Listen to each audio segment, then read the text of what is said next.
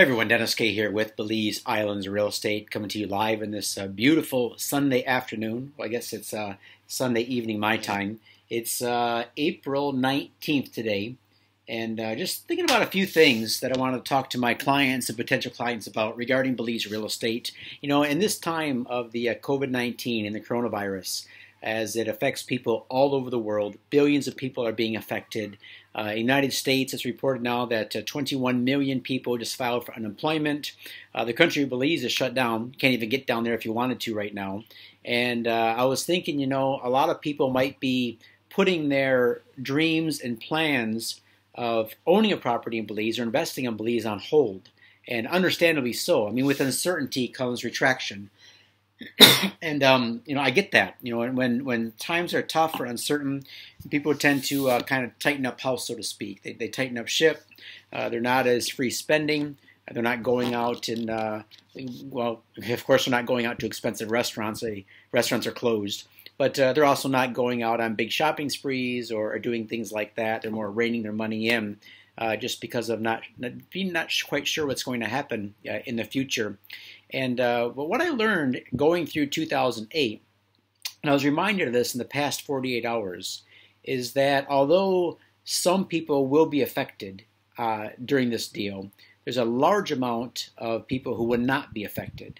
What I mean by that is in 2008, you know, one of the biggest crashes of my career, in my lifetime actually, and I saw there's a lot of fear, there was a lot of, you know, the real estate market crashed in a lot of places.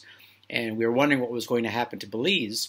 And what we found is that in Belize, some buyers absolutely went away.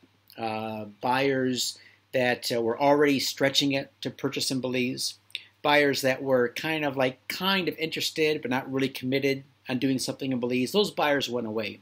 But we saw true groups of people that actually continued to invest and that we never saw a slowdown in. Number one was the group that were now looking for an alternative investment. They didn't want to park all their cash in the United States anymore. They wanted to diversify, United States or Canada. They wanted to get some of their money out of the stock market or out of other assets and put it into something that had less volatility. They wanted to put it somewhere where it had a good reason to grow, but grow with good reason to grow, not just grow on paper, but an actual growth to it, some actual appreciation that meant something, not something that could be taken away or just drop down to nothing in a matter of, 21 days, like we've just seen with COVID-19. So we saw a large amount of people start to come down and invest money in Belize just as a parking place. They didn't necessarily want to move down to Belize, retire in Belize, or have a vacation home. Just wanted a place to park some money. And that money varied anywhere between $100,000 and $500,000. And a lot of times it was vacant land. Sometimes it was a condo, higher-end condo like at Grand Caribe or other places, the Phoenix. But a lot of times it was just a nice piece of beachfront somewhere, a safe investment.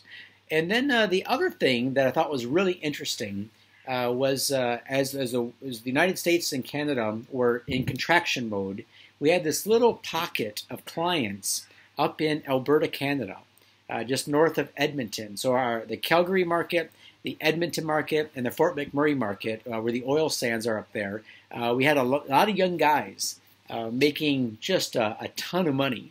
And more money than they knew what to do with at the time because they couldn't spend it. They were making the money, living up there in sort of the middle of nowhere.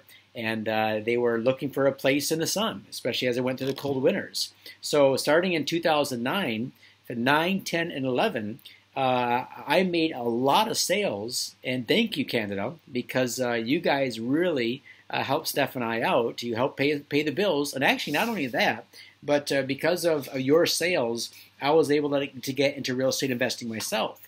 So I think we bought our first property in Belize in 2007, but then I really started investing in land in 2009, 2010, and that was because we had that pocket of still generally wealthy people who maybe not wealthy, but people who still had money.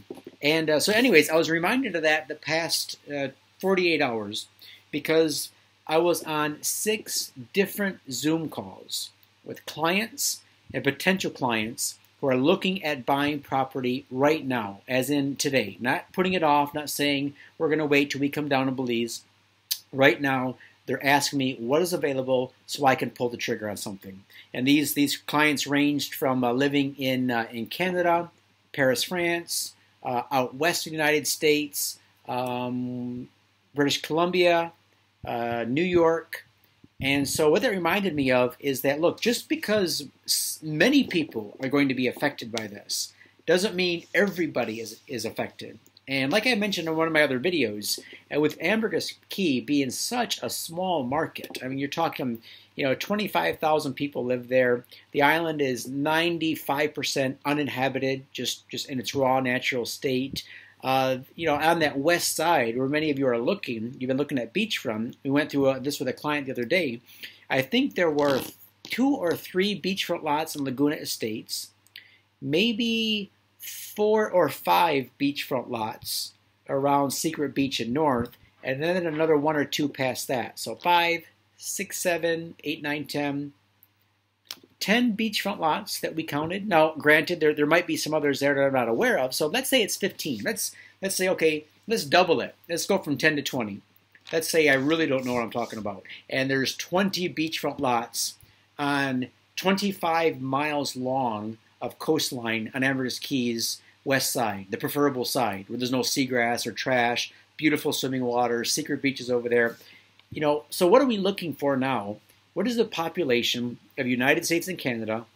What percentage of that population is still going to have money, even after this is all said and done? What population is going to want a place in the sun, in a place like Belize, where English speaking is the main language, English is the main language. You have very secure title transfers, so you have full ownership. You have great banking. You have all sorts of pluses, and it's very close to Canada and the United States. The people are friendly. You got tropical weather. The food's great. You got tax incentives, all these different things. So, as a real estate agent, I could get all depressed and think, oh my God, I just read the news and 21 million people are out of work. What am I going to do? And I'm saying to myself, all I need to have a really good year is just to find 20 people out of all those millions who want to buy a lot for between 140,000 and 250. That's it. That's all I'm looking for. And then what percentage of people right now are looking for something much smaller than that? Some off-beach lots. Some off-beach lots valued at, say, $30,000 or $35,000. How many additional people want a place in the sun? And now they're still having that dream of coming down to Belize. They haven't given up on it. This is not going to be like the end of the world. People are going to make it through this, and they're still going to want to get out of where they're living for the same reasons they did before. Maybe even more reasons now. Maybe they're really going to be fed up now. I was thinking about the people who have lost their jobs. 21 million people have lost their jobs, or maybe millions of others are going to see their income reduced. So let's say a couple was making, let's say, $100,000, $120,000 a year, and now all of a sudden their income is greatly reduced. And now they're going to struggle. Why? Because they're still going to try to keep up with the big house payment, 2 cars, 2 car insurance payments, putting the gas in the tank every week, taking care of the lawn care, the snow removal, dressing to impress because they have to go into the office and they have to look a certain way, be a certain way, wear the right kind of shoes, eat at the right kind of restaurants.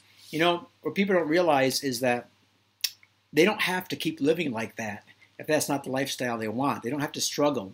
You can come down to Belize. I'll tell you what's going to happen in Belize. Number one, I guarantee you that your rent's going to be a lot cheaper if you choose to rent. You don't even have to buy any real estate.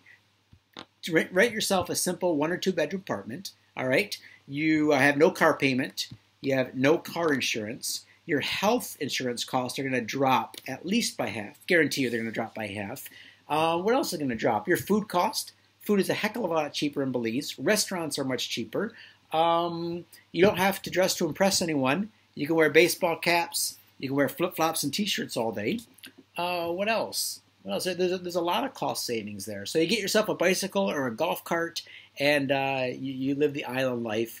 And another thing is that when you move out of the country and you become an expat, you don't pay any state or federal taxes anymore. So how about that? So now you're, this is legal, by the way. Of course, talk to your tax advisor, your accountant. But once you're out of the country, then all of a sudden you're not paying any state or federal tax. Now you can go up to, I think it's $198,000 per couple, something like $95,000 per person, something like that. So now imagine you have a job, your pay has just been cut, but they allow you to work at home. Can that home be in Belize? And now, can that move to Belize save you thousands of dollars in taxes and thousands of dollars in expenses? And now you've achieved your dream of living in a tropical place, maybe working half the amount of time, but getting double the amount of life. So, I was thinking about all of this because I was reminded of something that Tim Ferriss said in the 4 Work Week. He said the timing is never right. The timing is never perfect to make big decisions, whether it's you're choosing to have a kid or choosing to jump careers or find another job. The timing is never absolutely perfect. You say, okay, this is the perfect time. And so some of you might be thinking, now is not the perfect time to invest in Belize. I don't know. Maybe it's not for you. And there's lots of reasons why you may be right. I'm not going to argue that. There's a lot of people right now that want to invest that probably shouldn't. And I'll have that honest to God talk with you. And I'll have an honest talk with you regarding, even if you do have money today, what I recommend doing.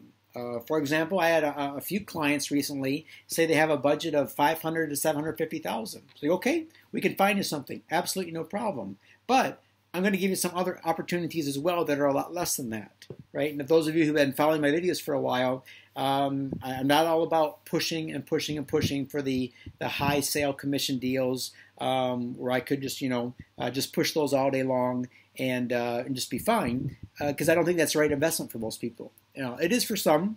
It is for some. I think if you're looking for a $500,000 or $750,000 condo at a beautiful place like Grand Caribe, one of the 3-bedroom or 4-bedroom penthouses there, absolutely pristine. There's some other properties on the island like La Solaria, 4-bedroom, 5-bath beachfront house. I think it's going for $850,000. Those are absolutely beautiful. No argument. And if you have the liquid cash to do it, and that's your dream, fine. But you don't have to. And you can get by a lot less. A lot less. I put out a video a few days ago about what to build on some of those inexpensive beachfront lots near Secret Beach. I think you can get a great deal on the Mennonite-built homes or the other builders on the mainland who build these beautiful hardwood homes. You got Premier Builders. You have Let's Builders, other builders in that area. You also have great builders on the island. Armando Granell, very good friend of mine. He built houses for several of my clients. You have Dennis and Wayne Alfaro, excellent builders, built big major resorts on the island. So you can do a lot. You can do a lot. So where was I going with this rant? How did I start this off anyway?